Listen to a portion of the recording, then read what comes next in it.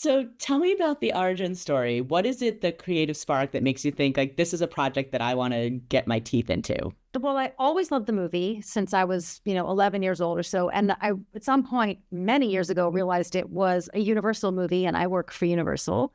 And so I was like, oh, can I get the rights to this to potentially, I guess, remake this movie? But then at some point thought, oh, actually, maybe it's better as a series because we could spend a little more time. And then I had been looking for something to collaborate with Tracy Wigfield and Lang Fisher about, because we all worked together at 30 Rock, and Little Stranger produced Great News, which was Tracy's truly, hilarious, short-lived but hilarious sitcom, and Lang had gone on to do such beautiful work on Never Have I Ever, and we were like, oh, could we, again, all being under that Universal TV umbrella, we're like, oh, we should do something together. And I think also it was time for me to go back into something.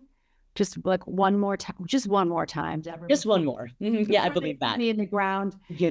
just one more time. And so when I thought about, okay, well, if I'm going to be in this, what would I want to do? And this tone always appealed to me. The idea of building this ensemble with like kind of beloved actors, and the thrill of seeing them pretend to be old friends. That was one of the things I loved the most about the original movie, was seeing like, Alan Alda from MASH with Carol Burnett, with Rita Moreno from the Electric Company, with Sandy Dennis from Who's Afraid of Virginia Woolf, like knowing these people from other things and seeing them as an ensemble. So I thought, well, if we could build this ensemble, which really started with, if I could get Steve to say yes, then we'd really be on our way somewhere. And so that's how it started. I feel like you just answered 5 questions in one, but well, let's take them all. Why was Steve the right person? What made you think that you wanted Steve for this? Well, Steve is probably in some ways the closest we have to an Alan Alda, right? He's our most beloved American comedy figure of a couple generations, probably, because of the incredible shelf life of the American Office. And so I thought, well, he is, if you're going to try to make an ensemble of known and loved comedy figures, that's where you start.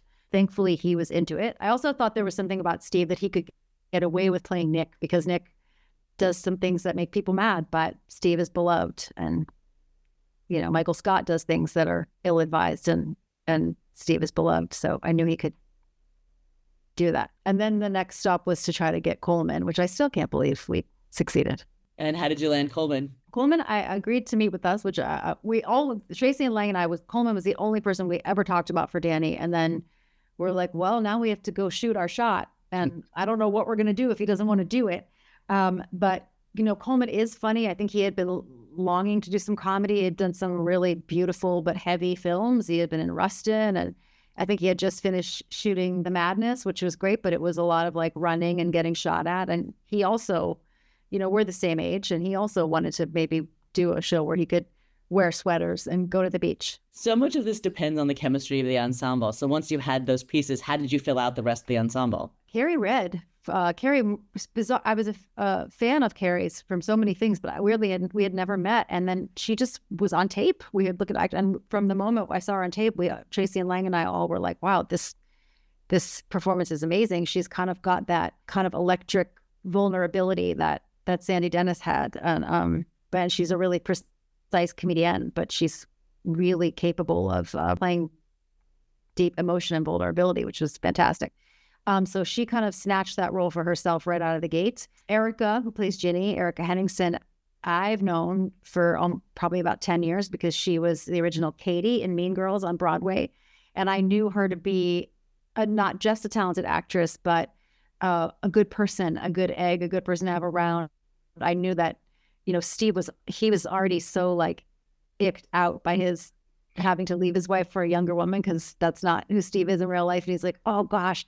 And so I wanted to make sure he had kind of a smart together partner in those scenes. And thankfully, I was able to kind of lay back in the audition process and let Sharon and Sherry, our casting directors, and Tracy and Lang fall in love with Erica without my thumb on the scale. She kind of, we did a callback, and she also snatched it fair and square. And then Forte, Will Forte, I've known a long time. I thought there was something nice about the comfort level we would have. I think there's something nice. I had thought he was so great in the movie Nebraska. So I knew that even though his own comedy taste is to be insane and bizarre and whatever, I knew that there was a different kind of actor in there as well. And then Marco was the miraculous find because Coleman said, would it be okay if a friend of mine came in to read? And so really Coleman found Marco. And from the moment we saw Marco read, he's so winning, he's so handsome, and he's so funny that we kind of rewrote the part toward him. Talk about you playing Kate. You said at the top that you knew that you were going to be in it. Did you always know that you were going to play Kate? And how did you write Kate to suit yourself? Yes. I knew that I'd play Kate. TikTok will tell you that I only ever play people named Kate. So different characters named Kate in different movies. This one, it's Carol's name is Kate in the original. So we're like, fine, great, let's do it. I knew I wasn't going to play Anne. And then with the adjustment of Danny and Claudia being Danny and Claude, there was really, Kate was all that was left. But I knew I always wanted to play Kate. I always loved the scenes between Kate and Alan in the original movie, between Carol and Alan, I should say. The way that they would argue and the kind of healthy arguing style that they had. I wanted to be in those scenes. And we do have several of those. Sometimes I would check with Tracy and Lang and be like, are Will and I just fighting all the time? Not all the time, right? Am I just being a horrible bitch to him all the time? Hopefully we made up for it. And I do feel, I have heard anecdotally from a lot of people who feel like they see their marriage reflected in Jack and Kate. And hopefully you don't see your marriage reflected there. Not entirely, no. Our writing staff have been very generous about sharing their own experiences, and then certain members of the staff would really take ownership of certain characters. And one of our writers pitches a lot for Jack and is very protective of the character of Jack. So I associate Jack with that writer certainly more than my husband. How do you balance all of your roles, the acting, the writing, the show running? Do you just switch in the moment? Well, the writing comes first, right? And so we've been back in the writer's room and working on season 2 for about a month. And it's great with the same staff, which is great and a luxury. And once the things are kind of written and really vetted that way, then everything else you're kind of ready to have. You've thought about it so much that you're kind of ready to go to the production meeting. You are pretty much ready to answer questions that the actors might have because you've been thinking about it for a long time. And I guess one of the important things to remember on the acting side is to maybe then try to shake yourself loose from how you've been hearing it in your head the whole time to try to actually be present with the other actors, because then you might find something new that surprises you. So all the scripts were done before you started shooting? Yeah, I think maybe we had our last table read maybe a week into shooting the first episode, but certainly all the stories were broken and drafts definitely existed. I mean, it's only 8.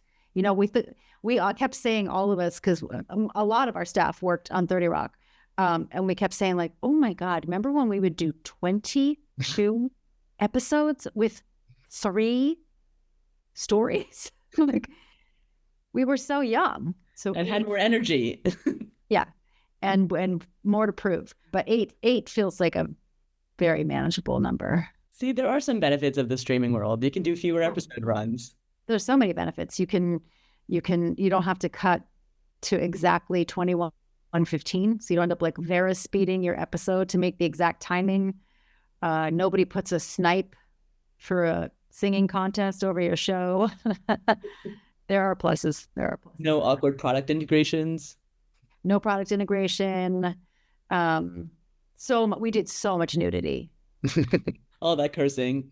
Yeah. I know your husband directed it well. What was it like having him on set? It was great. He's an EP and he directed the episode I wrote, which we realized I think has that, even though he directed I think 6 episodes of 30 Rock, I don't know that he ever directed one that I wrote, and it was great and it was fun. And it was there. I think there were, moments like he was so happy to get to direct the play within the episode because he's a theater director also.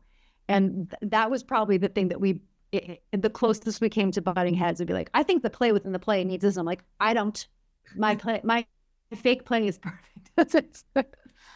But it came out really well, and it was really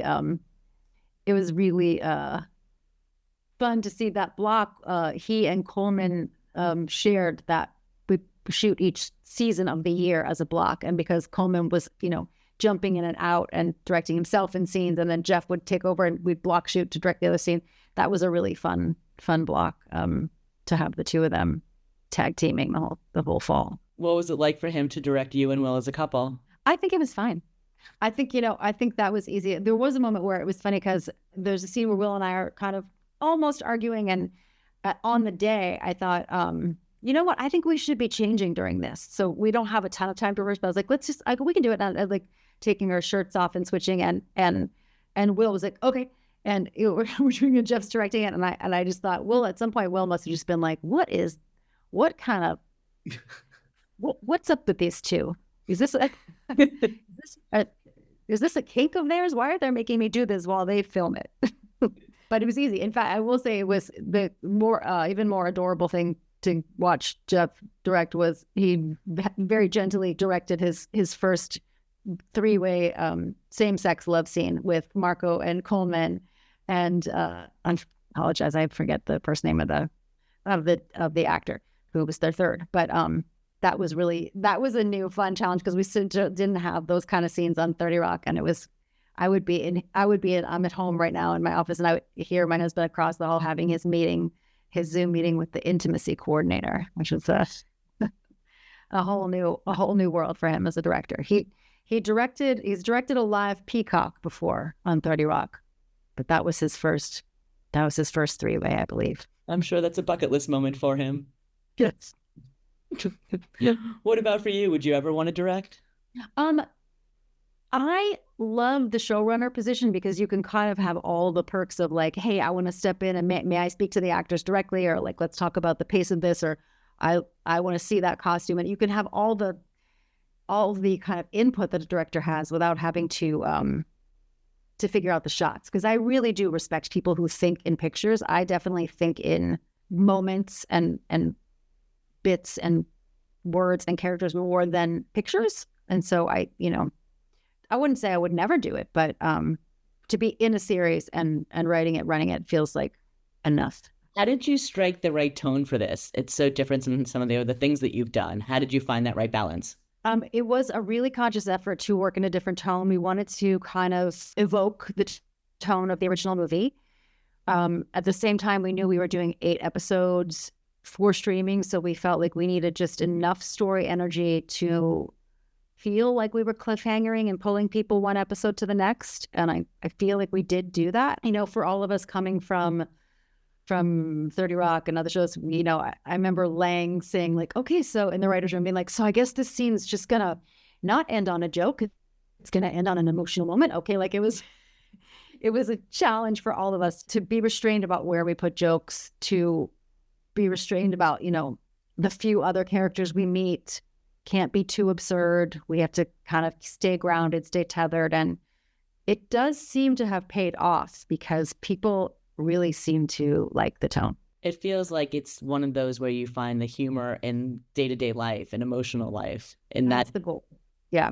The goal being that if we were to strip some things away, would we be able to hold tinier emotional moments and small behaviors as jokes and subtler jokes? But you also get into some pretty serious things, obviously. Spoiler alert, Steve Carell's character dies. Was that always intended from the beginning? Did you know that was going to happen? We did. It was one of the things we talked about from the beginning, because we thought, well, it's 8 episodes, something needs to happen. And what's a real life thing that happens? And that's one of the things that happens, right? And it does happen unexpectedly like that. I remember when we pitched it to Steve, he was like, why does this keep happening to me? And I was like, oh no, does it? Because I was not caught up on his full over. And I was like, oh, no, well, too late now. It's happening again. It's one of my favorite episodes. Lisa Muse Bryant wrote it. It's one of my favorites.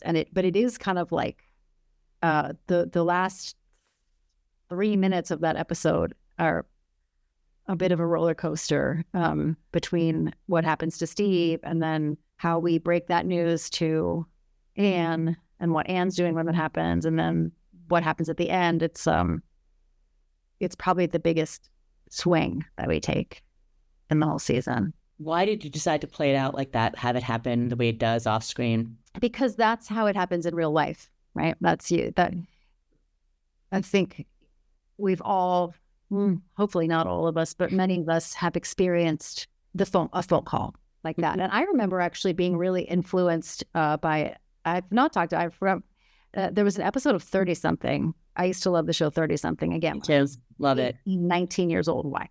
And there's a scene in that where I remember someone receiving that kind of news over the phone and someone delivering it over the payphone. And I remember it being so brutal because that's how it is, you know. It's you don't expect it. And you don't see it. And so that was the reason. What were some of the other challenging moments you faced as you were putting the show together? Finding 4 seasons of the year in 9 weeks, maybe over 10 weeks, maybe, because I think because we shot like a pilot, we shot the spring first and then we took a little 2-week hiatus before we jumped back in. Getting the look of all 4 seasons, almost all, 75% of it in New York State.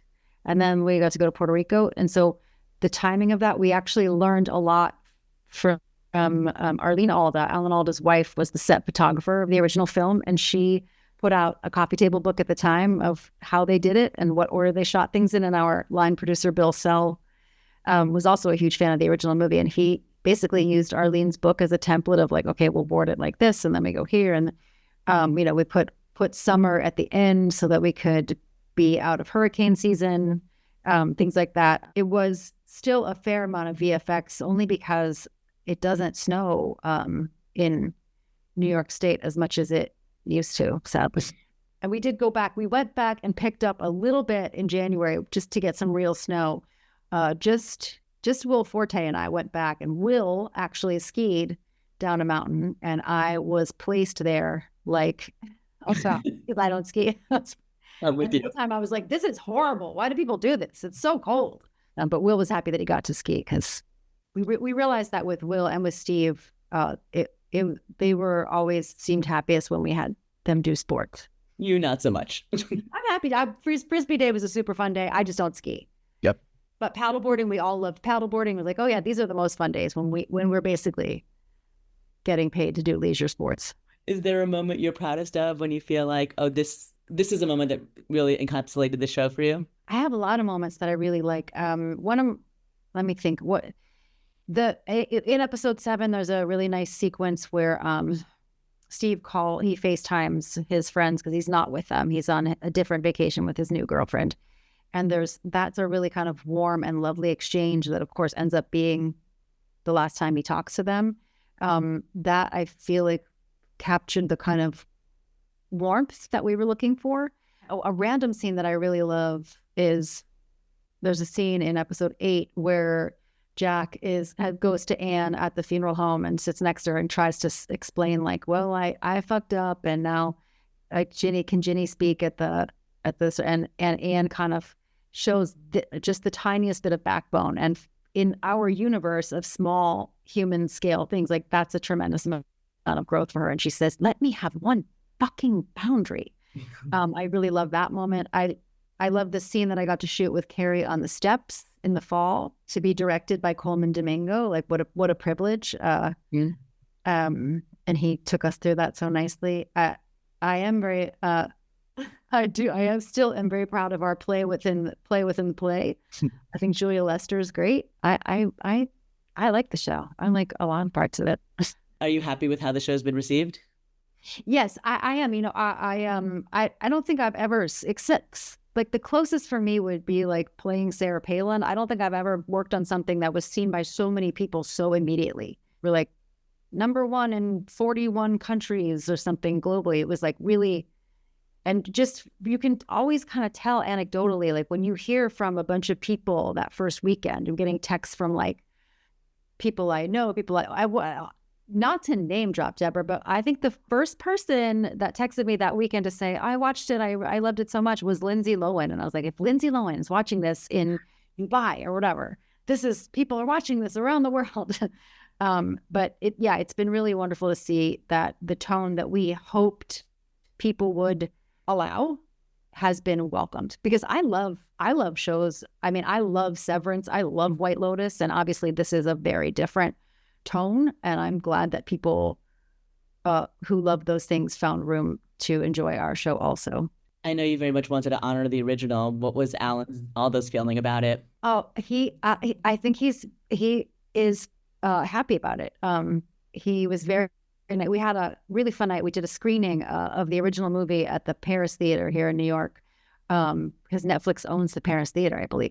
And so it was a really nice event. I got to sit behind Alan and watch his movie in a theater with a crowd for the first time in I don't know, however many years, because to see it in the theater with a full audience. And the movie was amazing and played great. But he, gave some very generous remarks that night of how happy he is that we've revisited this, and I'm still so grateful that he trusted us not to screw it up. Did he give you any specific notes or advice going into it? No, going into it, we sent him the first couple scripts just so he would be aware, and then we asked him to come do a cameo, and he was like, "I'm there.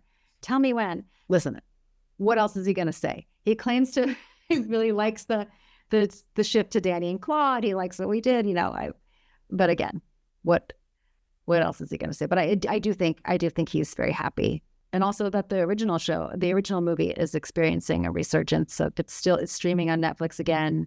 People love it. I think he's delighted that this movie he made 40 years ago is still speaking to people in these two different ways. It's the magic of Netflix and your creativity. What did you learn from the first season that you want to bring to the second season? I think I learned that we can do this tone.